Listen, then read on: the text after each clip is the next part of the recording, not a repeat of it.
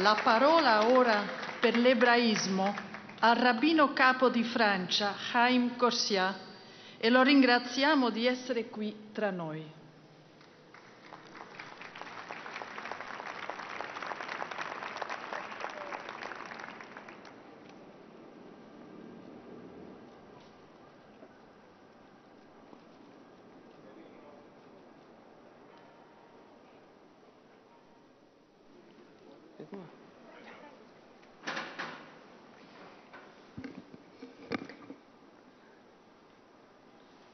Monsieur le Président de la République, Votre Sainteté, Éminence, Mesdames et Messieurs les ministres, Mesdames et Messieurs les représentants des religions rassemblés, chers amis, dans toutes les synagogues du monde, ce samedi, nous avons lu le texte de la création du monde et le début de l'humanité.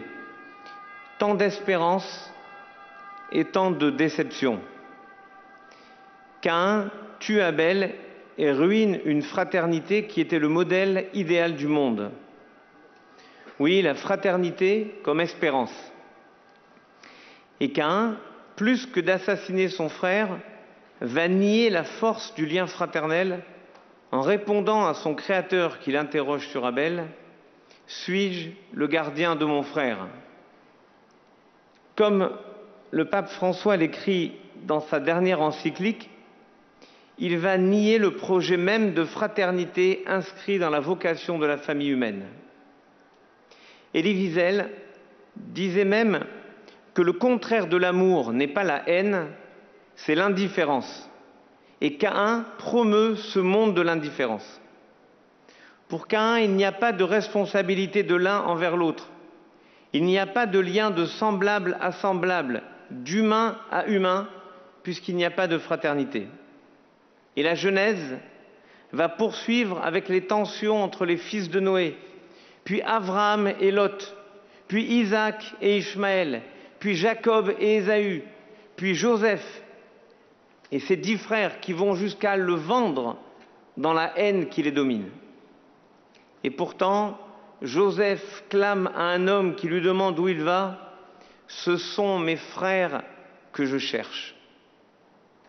Oui, notre modèle de société est celui de Joseph, celui qui nous pousse à bâtir un lien de fraternité avec celles et ceux que nous rencontrons, avec celles et ceux qui nous donnent à espérer encore et encore en une humanité à reconstruire.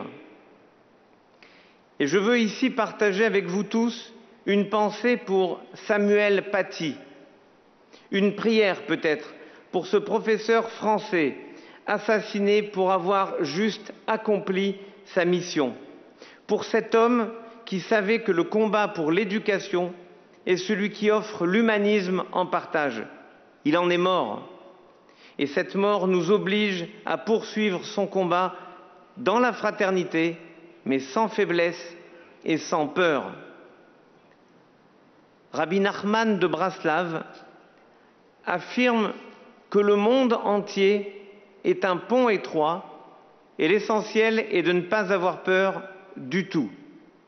Et c'est ce souffle que j'ai trouvé en votre encyclique, en particulier lorsque vous appelez votre sainteté à oser aller vers le lointain, celui dont le prophète Isaïe affirme « Shalom, Shalom, la rachok velakarov, paix, paix pour le lointain et pour le proche ». Et je sais, votre sainteté, que vous pouvez nous aider dans le dialogue avec l'islam en Occident, à l'image de ce que nous essayons de réaliser en France. Oui, pour le lointain d'abord, mais en fait pour tous, comme vous le rappelez, en citant Hillel l'Ancien. Par-delà le Talmud, dans ce texte qui, à mon sens, est un texte fondateur, vous mettez en exergue 3 principes qui me sont chers, liberté, égalité et fraternité, comme un hommage à la vocation de la France de se sentir responsable de toutes les misères et de tous les espoirs du monde. C'est encore ce principe de responsabilité envers l'autre qui s'exerce. Et si vous faites le choix de reprendre la phrase de saint Grégoire le Grand, « Quand nous donnons aux pauvres les choses qui leur sont nécessaires, nous ne leur donnons pas tant ce qui est à nous que nous leur rendons ce qui est à eux », j'y vois l'écho de notre principe biblique, que le rabbin d'Icénie connaît bien, « Nous ne sommes que les gardiens temporaires de ce que Dieu me demande de donner à celui ou à celle qui en a besoin ». Dans un livre lumineux sur saint François d'Assise, Le Trébat, Christian Bobin explique que votre modèle est en rupture sévère avec son père. Et pourtant, l'âge venant, comme chaque fois que nous nous heurtons, que nous nous frottons à ceux à qui nous nous opposons, il va finir par lui ressembler. Notre fraternité a besoin de s'exercer dans la rencontre, comme aujourd'hui, dans le débat, parfois même dans la vive discussion, mais toujours dans l'espérance de trouver l'autre pour pouvoir se trouver soi-même. Et c'est justement cette histoire de fraternité que le Midrash raconte que je veux vous livrer en conclusion.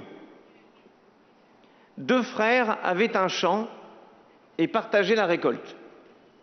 L'un avait de nombreux enfants et l'autre était célibataire.